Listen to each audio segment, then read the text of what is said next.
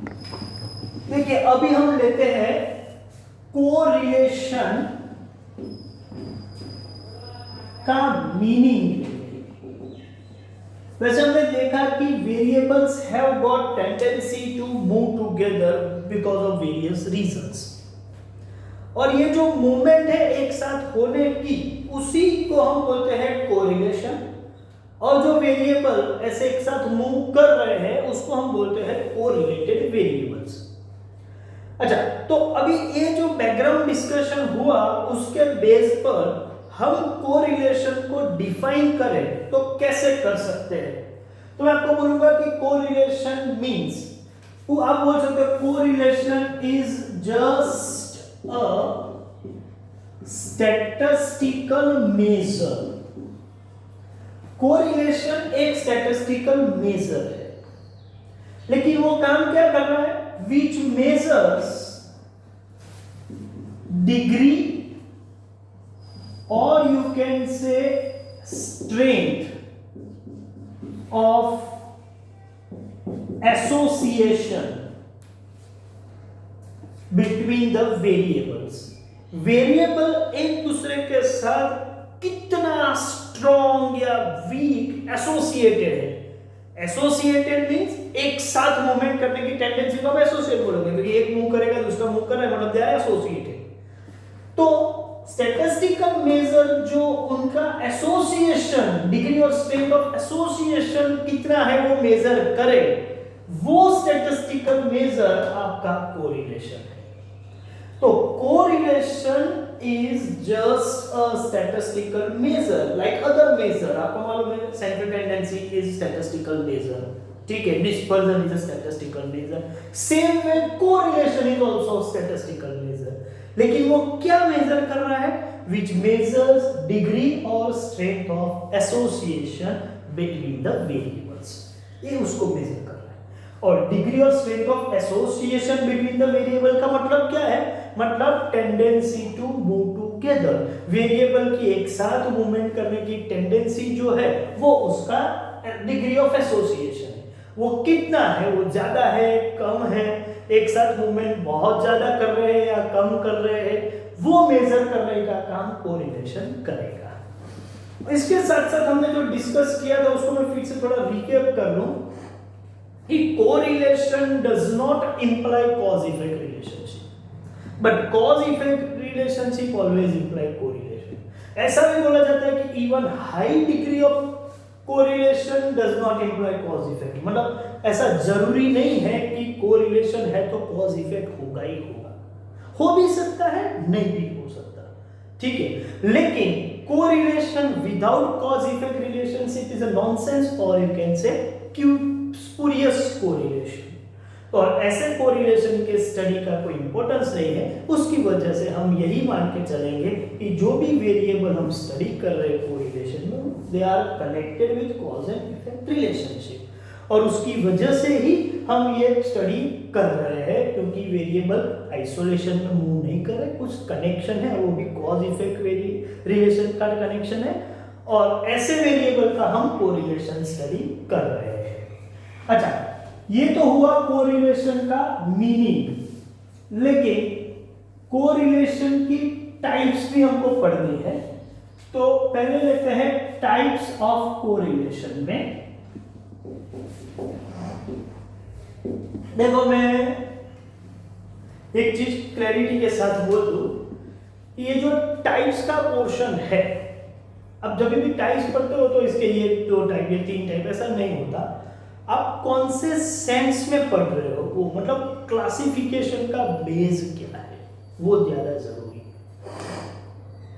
जैसे कि आप कॉमर्स के स्टूडेंट्स हो, आपको मालूम है कि सपोज टाइप्स ऑफ कंपनीज आप पढ़ते हैं, तो आप क्या देखते हैं कि कौन सी एंगल से देखा जाए, तो मतलब आपको पता है कि रजिस्ट्रेशन के एंगल से देखा जाए तो रजिस्टर्ड कंपनी, अनरजिस्टर्ड कंपनी, या फिर लायबिलिटी के हिसाब से देखा जाए तो limited liability company, unlimited, number of members के हिसाब से पब्लिक कंपनी, मतलब कौन से एंगल से आप बोलो उस हिसाब से अलग अलग टाइप्स हो सकती है।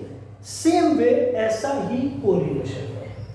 कोरिलेशन के टाइप्स का जब मैं स्टडी करूंगा तो कौन से एंगल से मैं देख रहा हूं वो पहले देखेंगे। सपोज नंबर ऑफ वेरिएबल्स के हिसाब से देखा जाए तो या तो हम दो वेरिएबल का स्टडी करेंगे या तो हम दो से ज्यादा मतलब मोर देन टू वेरिएबल्स का स्टडी करेंगे, क्योंकि कोरिलेशन है तो वो यूनिवेरिएट तो होगा नहीं, या तो वो बाइवेरिएट होगा या मल्टीवेरिएट होगा। तो ये मल्टीवेरिएट स्टडी होगा तो उसमें दो वेरिएबल का स्टडी होगा या दो से ज्यादा वेरिएबल का स्टडी होगा। तो जब हम दो वेरिएबल का स्टडी करते हैं तो उसको हम बोलते हैं सिंपल कोरिलेशन, या आपके हिसाब से हम बोलेंगे कि बाइवेरिएट कोरिलेशन। लेकिन दो से ज्यादा है तो उसमें दो टाइप और भी है, या तो वो मल्टीपल कोरिलेशन होगा या तो वो पार्शियल कोरिलेशन होगा। नंबर ऑफ वेरिएबल दो है तो उसको हम बोलेंगे सिंपल कोरिलेशन। दो से ज्यादा है तो मल्टीपल भी हो सकता है और पार्शियल भी हो सकता है। मल्टीपल और पार्शियल में क्या फर्क है? वैसे ये सिलेबस का तो पार्ट नहीं है, लेकिन ये समझना जरूरी है कि सपोज दो से ज्यादा हम तीन वेरिएबल लेते हैं, से for example x1, x2 and x3। तो मैं ऐसा बोलूं कि correlation between x1 and x2, x1 का रिलेशन x2 एंड x3 के साथ जॉइंटली, मतलब x1 with x2 and x3, या फिर x2 with x1 and x3, या फिर x3 with x2 and x1। तो ऐसे जब हम कनेक्ट, मतलब एक वेरिएबल का बाकी के सभी वेरिएबल के साथ या सभी वेरिएबल का जॉइंटली किसी एक वेरिएबल के साथ कनेक्शन हम करेंगे तो वो मल्टीपल हो जाएगा।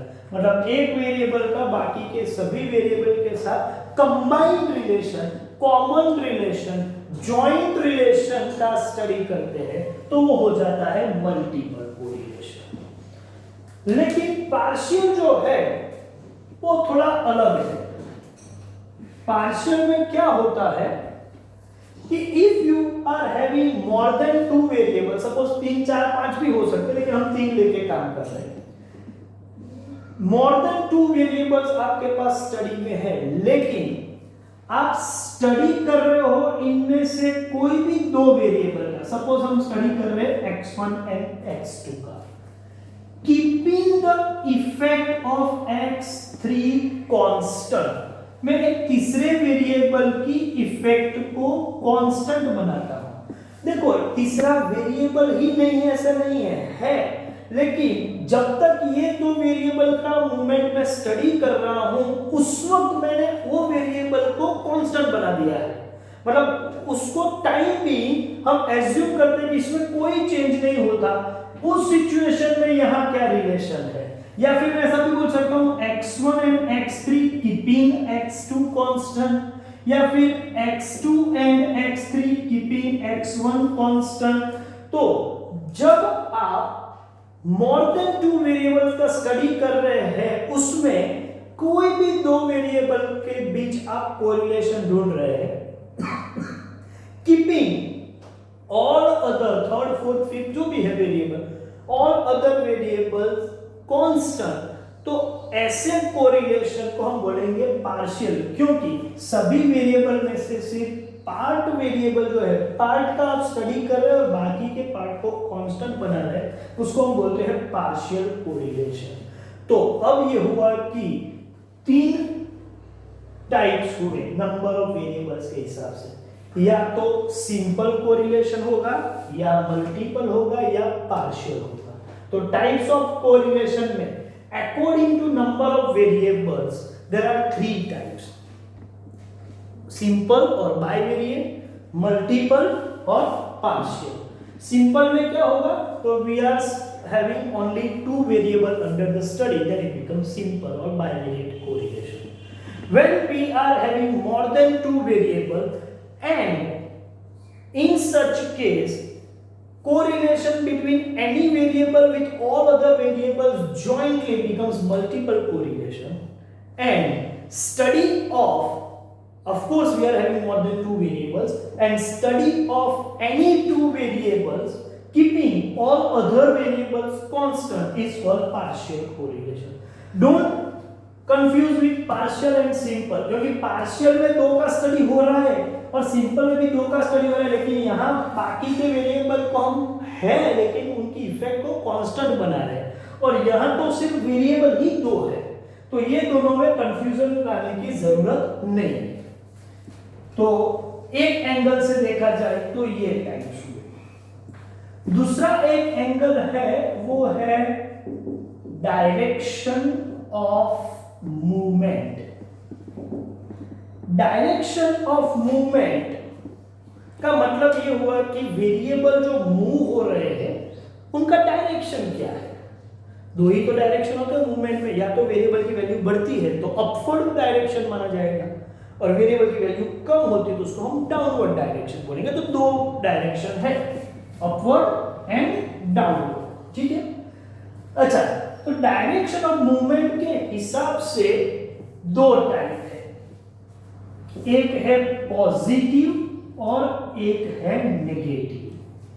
मतलब आपके जो वेरिएबल्स अंडर स्टडी है और वो दोनों वेरिएबल, सपोज में दो वेरिएबल, हमको मालूम है कि हमको दो वेरिएबल पढ़ना है तो हम उसी हिसाब से जा रहे हैं, तो दो वेरिएबल की बात करें तो दोनों वेरिएबल में मूवमेंट सेम डायरेक्शन में हो रहा है, मतलब दोनों अपवर्ड डायरेक्शन में मूव कर रहे हैं एक साथ, या दोनों डाउनवर्ड डायरेक्शन में एक साथ मूव कर रहे हैं। जैसे कि आपको मालूम है कि एडवर्टाइजमेंट कॉस्ट एंड सेल्स, तो आपका एडवर्टाइजमेंट कॉस्ट बढ़ता है, एडवर्टाइज आप बढ़ाते हो सेल्स बढ़ता है, एडवर्टाइज कम करते हो सेल्स कम हो जाता है, ठीक है। सेल्स एंड प्रॉफिट, सेल्स बढ़ रहा है तो प्रॉफिट बढ़ रहा है, सेल्स कम हो रहा है तो प्रॉफिट, मतलब दोनों के मूवमेंट का डायरेक्शन सेम है, और डायरेक्शन सेम है तो positive, direction of movement same तो वो पॉजिटिव कोरिलेशन। लेकिन प्राइस एंड डिमांड, प्राइस बढ़ती है तो डिमांड कम होती है, ठीक है, प्राइस कम होती है तो डिमांड बढ़ जाती है, तो यहाँ एक वेरिएबल में अपवर्ड मूवमेंट होता है तो दूसरे में डाउनवर्ड होता है, या एक वेरिएबल में डाउनवर्ड मूवमेंट होता है तो दूसरे में अपवर्ड, मतलब डायरेक्शन ऑफ मूवमेंट जो है वो सेम नहीं है, वो ऑपोजिट है, और जब डायरेक्शन ऑपोजिट है तो कोरिलेशन माना जाएगा नेगेटिव। जैसे कि आप बोल सकते हो altitude and pressure of air, जितना ऑल्टीट्यूड बढ़ेगा एयर प्रेशर कम होगा, ऑल्टीट्यूड कम आएगा एयर प्रेशर बढ़ता जाएगा। इसका मतलब ये हुआ कि ये नेगेटिव या ऑपोजिट डायरेक्शन में मूव कर रहे हैं, तो इसको हम बोलेंगे नेगेटिव कोरिलेशन। तो देखो, नंबर ऑफ वेरिएबल्स के हिसाब से तीन टाइप्स है, simple, multiple and partial. Direction of movement के हिसाब से दो टाइप है, positive and negative. Direction of movement of variables same है तो positive correlation, direction of movement between the variables are opposite तो वो हो जाएगा नेगेटिव मूवमेंट। इसके साथ साथ थर्ड पैटर्न जो है वो क्या है, वो नेचर के हिसाब से। मैं इसका डिस्कशन थोड़ा इधर कर लेता हूं।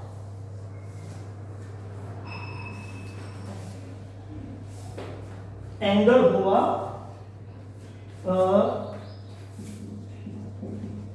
Nature of curve. Nature of curve के हिसाब से आप दो वेरिएबल के बीच जो कनेक्शन बना रहे हो, एक वेरिएबल का ये वैल्यू होगा तो दूसरे वैल्यू का ये होगा, एक का दूसरा वैल्यू ये होगा, तो उसको आप ग्राफिकली प्रेजेंट कर सकते हो। सपोज दो वेरिएबल है x एंड y, x की ये वैल्यू का अगेंस्ट y की ये वैल्यू, x की दूसरी एक वैल्यू का y की ये वैल्यू है, उस हिसाब से आप वो ग्राफ पेपर पर प्लॉट कर दो x और y की वेरिएबल को, और सपोज आपको ये सभी डॉट एक ही लाइन में मिले, स्ट्रेट लाइन, तो आप बोलोगे कि ये लीनियर कोरिलेशन है। Linear means straight line. लेकिन आपको जो कनेक्शन हो रहा है एक्स और वाई के वेरिएबल का और वैल्यू कुछ इस तरीके की है, तो आप ऐसा स्ट्रेट लाइन नहीं बना सकते, लेकिन ऐसा कर्व बनेगा, ठीक है। तो लीनियर के बजाय हम उसको बोलेंगे नॉन लीनियर कोरिलेशन, या आप उसको बोल सकते हैं कर्वी लीनियर कोरिलेशन। तो नेचर ऑफ कर्व के हिसाब से देखा जाए तो मतलब एक्स और वाई दो वेरिएबल के बीच जो रिलेशनशिप है, वो रिलेशनशिप ग्राफ पेपर पर हम प्लॉट करें तो ग्राफिकली हमको स्ट्रेट लाइन मिलती है, तो वो लीनियर कोरिलेशन है, और वो स्ट्रेट लाइन नहीं मिलती है तो नॉन लीनियर है। अब आपको मालूम है कि स्ट्रेट लाइन कब होती है, वेरिएबल में जो चेंज होता है वो चेंज का ratio, suppose change in y और चेंज इन x का ये रेशियो है। आप ये रेशियो पूरे कोई भी दो पेयर लेके x और y की पेयर की कोई भी दो वैल्यू लेके आप चेक करो चेंज इन y और चेंज इन x, वो हर लेवल पर हर पेयर में वो रेशियो कांस्टेंट रहेगा। तो आप बोल सकते हो कि इसका स्लोप कांस्टेंट है, और आपको मालूम है कि curve with a constant slope is a straight line, और इसको हम बोलेंगे लीनियर कर्व। तो suppose ratio of change in one variable to change in other variable remains constant throughout the changes, जितने भी चेंजेस है वो सभी जगह पर वो कांस्टेंट रहता है, ठीक है। तो हम उसको बोलेंगे कि ये लीनियर कोरिलेशन है, and graphically definitely it will give a straight line, तो वो ग्राफिकली स्ट्रेट लाइन भी देगा। और ये रेशियो जब कांस्टेंट नहीं रहेगा तो वो ग्राफिकली स्ट्रेट लाइन नहीं देगा, तो उसको हम बोलेंगे नॉन लीनियर कोरिलेशन। अब हमारा जो स्टडी है, ये हमने पूरा डिस्कशन तो कर दिया, लेकिन हमारा जो स्टडी है वो क्या है, we are just interested to study two variables, हमको दो से ज्यादा वेरिएबल पढ़ने नहीं है, और वो भी लीनियर कोरिलेशन ही पढ़ना है, नॉन लीनियर कोरिलेशन क्या है वो हमको देखने की जरूरत नहीं है। तो हमारा सिलेबस यही है कि we are going to study simple linear correlation which may be positive और नेगेटिव, मतलब सिंपल लीनियर तो होगा लेकिन वो सेम डायरेक्शन में मूव भी हो सकते हैं, ऑपोजिट डायरेक्शन में मूव भी हो सकते हैं। तो अभी हमारा पूरा जो स्ट्रक्चर है वो क्लियर हुआ कि हमको क्या पढ़ना है, इतना सारा नहीं पढ़ना है, हमको तो सिर्फ दो ही वेरिएबल का स्टडी करना है, और वो भी लीनियर ही होना चाहिए, और अच्छा वो पॉजिटिव या नेगेटिव हो सकता है। तो हम क्या पढ़ रहे हैं, लीनियर कोरिलेशन नहीं, हम पढ़ रहे हैं सिंपल लीनियर कोरिलेशन। तो simple linear correlation which may be positive, which may be negative।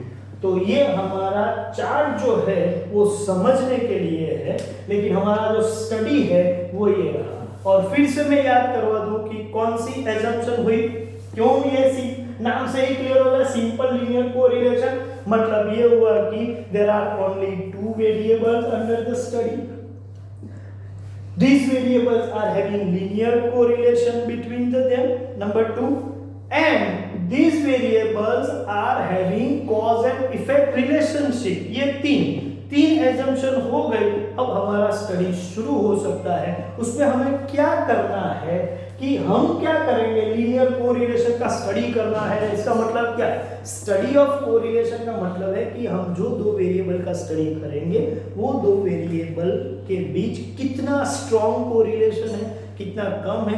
मतलब our target is what, measurement of correlation. Our target is what, measurement of correlation.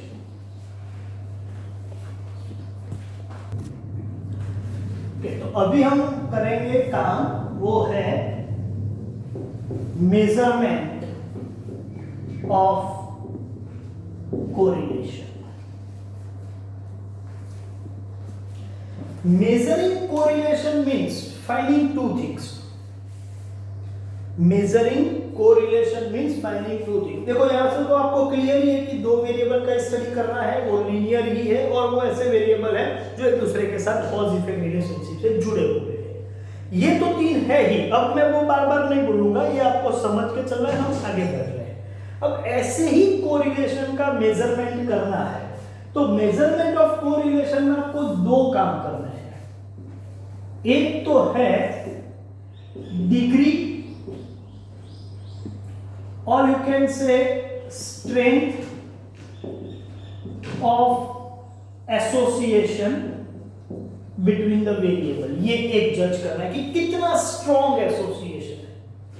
और उसके साथ साथ दूसरा एक काम करना है, वो है डायरेक्शन ऑफ मूवमेंट। देखते हैं कोरिलेशन का मेजरमेंट मतलब क्या। कोरिलेशन का मेजरमेंट मतलब 2 चीजें आपको डिटरमाइन करनी है। एक तो जो वेरिएबल अंडर स्टडी है उनका डायरेक्शन ऑफ मूवमेंट क्या है, और दूसरा वो वेरिएबल्स के बीच कितना स्ट्रेंथ ऑफ एसोसिएशन या डिग्री ऑफ एसोसिएशन, वो कितने क्लोजली एसोसिएटेड है या कितने वीक एसोसिएटेड है, ये जज करना है। तो ये 2 काम करना है मेजरमेंट से। ओके, तो इसके लिए एक स्केल बनाया गया, मेजरमेंट स्केल, जिसको नाम दिया coefficient of correlation. Coefficient of correlation, coefficient of correlation क्या है? Coefficient of correlation is just a statistical measure, और एक स्टैटिस्टिकल मेजरमेंट स्केल भी बोल सकते हैं, which measures degree or strength of association as well as direction of movement। 2 काम करेगा। और ये जो कोएफिशिएंट ऑफ कोरिलेशन है वो डायरेक्शन ऑफ मूवमेंट का मतलब ये हुआ कि पॉजिटिव कोरिलेशन है या नेगेटिव, वो जज करेगा। और डिग्री का मतलब ये है कि स्ट्रॉन्ग एसोसिएशन है या वीक एसोसिएशन है, ये जज करेगा। कौन? कोएफिशिएंट ऑफ कोरिलेशन, और उसका नोटेशन जो है वो है आर। कोरिलेशन कोएफिशिएंट का नोटेशन आर है। अच्छा, यहां एक चीज मैं क्लैरिटी कर दूं, आर ऐसा क्यों नाम दिया हुआ है? एक्चुअली ग्रीक अल्फाबेट में आपको एक अल्फाबेट है रॉ। ये जो रॉ है उसका नोटेशन है ऐसा रॉ। जब आप पूरे पॉपुलेशन का स्टडी करते हैं और कोरिलेशन निकालते तो वो रॉ होता है, लेकिन आप पूरे पॉपुलेशन में से कुछ फिगर्स लेके सैंपल का स्टडी करते हैं, सैंपल वेरिएबल का, तो जो कोरिलेशन निकलता उसका नोटेशन आर होता है। ये रॉ है, ये आर है, आर रॉ नहीं है, प्लीज ये मिसकंसेप्ट मत करना कि रॉ का ही आर है। रॉ के लिए ये है नोटेशन, लेकिन वो पॉपुलेशन स्टडी के लिए, मतलब कोरिलेशन का स्टडी बेस्ड ऑन पॉपुलेशन होगा तो हम रॉ ये आर यूज करेंगे, ये कोरिलेशन कोएफिशिएंट यूज करेंगे। लेकिन correlation study based on sample होगा तो हम ये आर का यूज करेंगे। ठीक है, तो ये थोड़ा क्लैरिटी मैं आपको बता दूं। दूसरी एक चीज कि आर जो है, जो स्केल है, ठीक है, ज्यादातर हमारा स्टडी सैंपल का ही होगा तो हम आर से ही काम लेंगे। Coefficient of correlation denoted by R का एक सिस्टम फिक्स है। आर में क्या होता है कि ये ऐसा स्केल बना दिया आर जिसका वैल्यू हमेशा -1 से लेके +1 में ही रहेगा।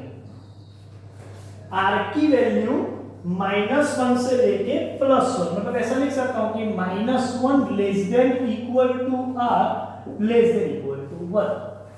Are is a correlation coefficient और आर की वैल्यू हमेशा -1 से लेके +1 के बीच में ही रहेगी। एक ऐसा मेजरमेंट स्केल है जिसकी वैल्यू -1 से +1 में रहेगी। मेजरमेंट में 2 काम करने हैं, एक तो डायरेक्शन ऑफ मूवमेंट देखना है और दूसरा डिग्री और you can say strength of association measure करना है। और R ये दोनों काम करता है।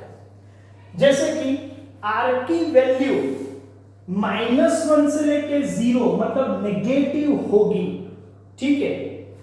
तो नेगेटिव R मतलब डायरेक्शन नेगेटिव, ऑपोजिट मतलब दो काम हुआ, पॉजिटिव और नेगेटिव कोरिलेशन। तो पॉजिटिव और नेगेटिव मतलब R की वैल्यू 0 to -1 होगी तो नेगेटिव कोरिलेशन, R की वैल्यू 0 से लेके +1 में होगी तो पॉजिटिव कोरिलेशन। तो एक तो डायरेक्शन तो R की साइन पर से, मतलब R में दो काम हम देखते हैं, एक उसकी साइन और एक उसका मैग्नीट्यूड।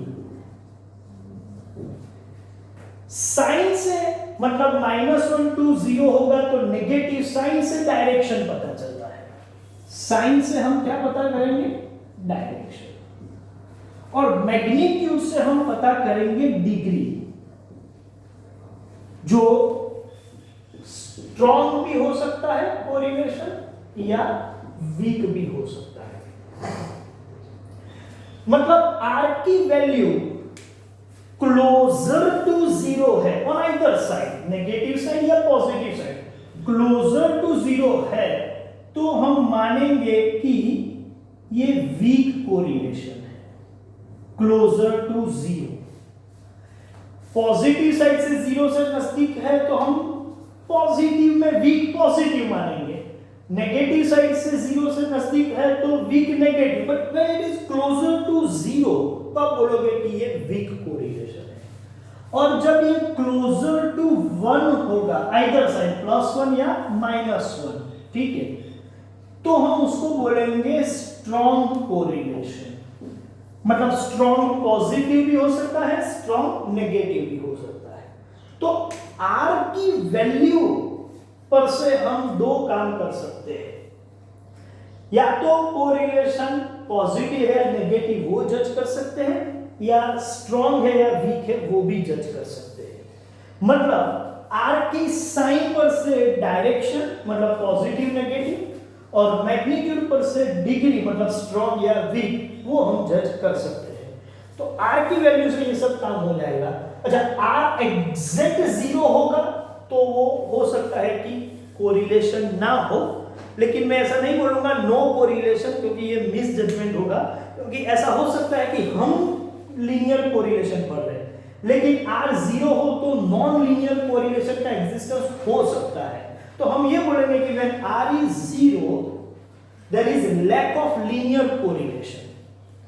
तो अच्छा, R की वैल्यू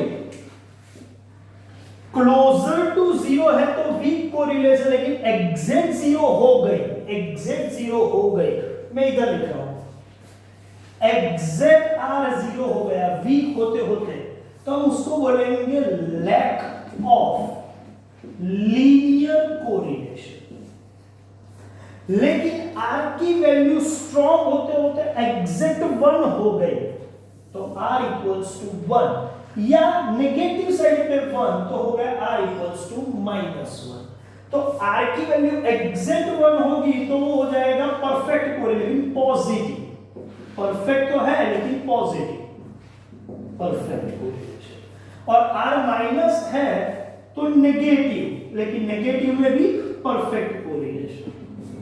तो मैं R की वैल्यू पर से पूरा इंटरप्रिटेशन कर सकता हूं कोरिलेशन का। If value of R is positive, then it is positive correlation. When value of R is negative, then it is negative correlation. इसका मतलब ये हुआ कि R की वैल्यू पॉजिटिव है तो डायरेक्शन ऑफ मूवमेंट सेम होगा, नेगेटिव है तो डायरेक्शन ऑफ मूवमेंट अपोजिट होगा।